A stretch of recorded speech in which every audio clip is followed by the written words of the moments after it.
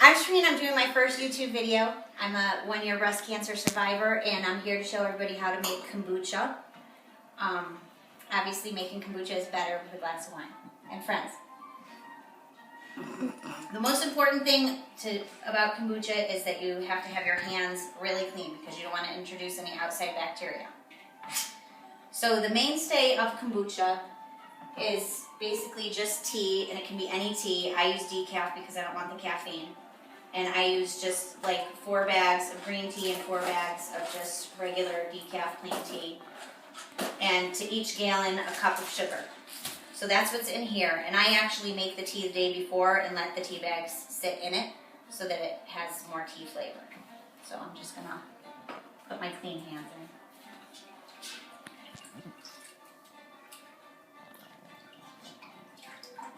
Compost my tea bags.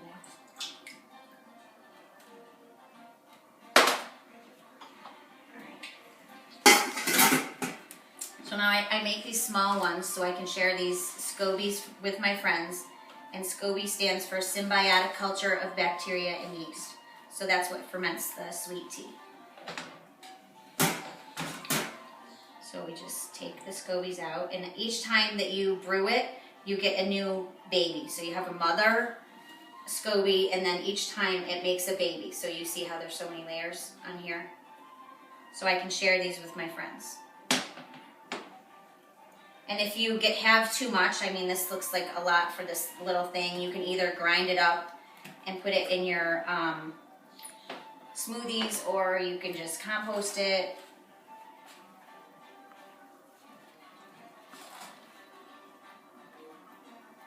And when you start brewing kombucha, you either need a SCOBY and some vinegar to make sure it's the right pH, or you need a SCOBY and just a starter of kombucha.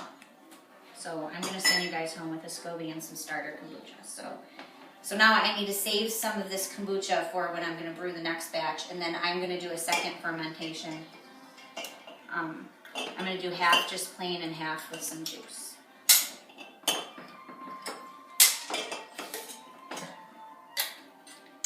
I like to use these bigger vessels because, like, I was doing it in those little 16-ounce ones, and it was just too much to make this much kombucha.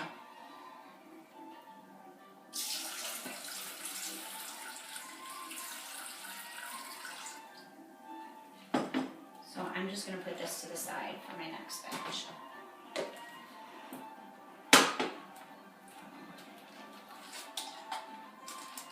So half of these I'm going to make plain, and half of them I'm going to do a second fermentation with some sweet juice, and you can do like any flavor you want. One of my favorite flavors is strawberry lemonade. You just put whole lemons in here. Berry. Strawberry lemonade? Berry. Okay. Anyway, so I just put whole lemons in here. But the plain kombucha is good too. It's got a little tart flavor to it. Today I'm going to make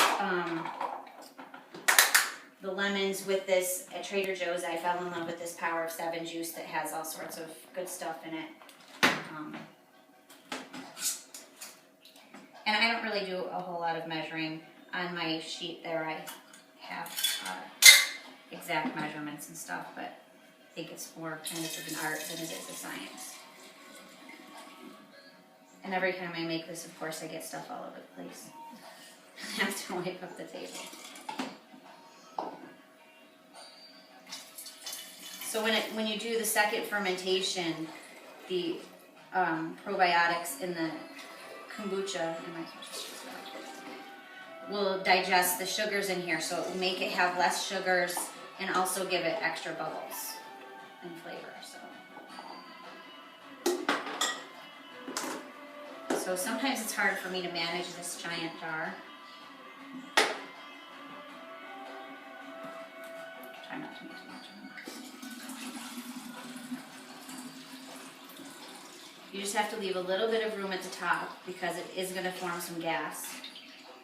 And you don't want it blowing up on your counter.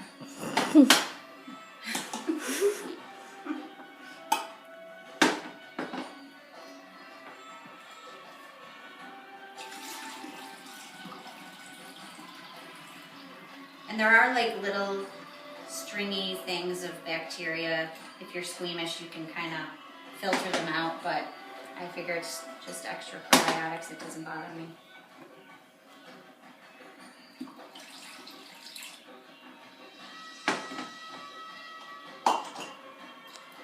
So these ones I'll let sit on the counter for a couple of days for the second fermentation, and then I'll put them straight in the fridge, and they're probably good for a couple weeks. And then I'm just going to do these ones plain.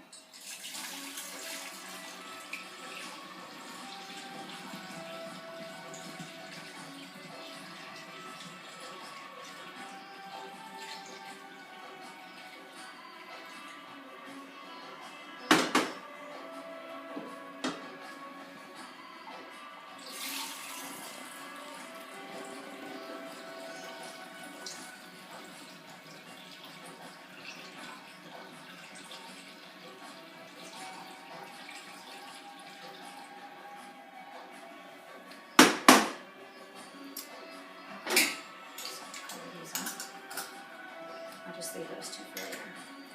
So on to the next step. So with kombucha, it's not really super difficult to do, but it's kind of a commitment because you always have to have one brewing, unless you're just gonna make it sleep, where you just put it in the fridge and in some of the juice, so it's kind of dormant. But you just always have to make sure it's fed, because it is a live organism. It has to be fed. So to brew your next batch, take the SCOBY. It does look kind of gross, like body parts and formaldehyde, but it's all good. And then you have to have a little bit of the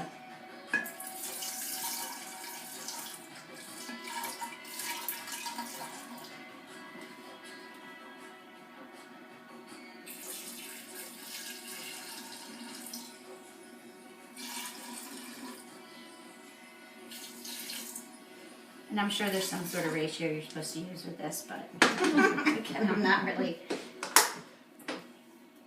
So there's about that much in the bottom. And then this is just the sweet tea.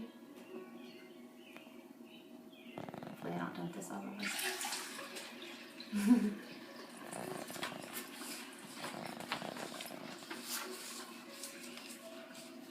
And it doesn't matter whether the SCOBY is floating or at the bottom or whatever. It'll always make a baby at the top.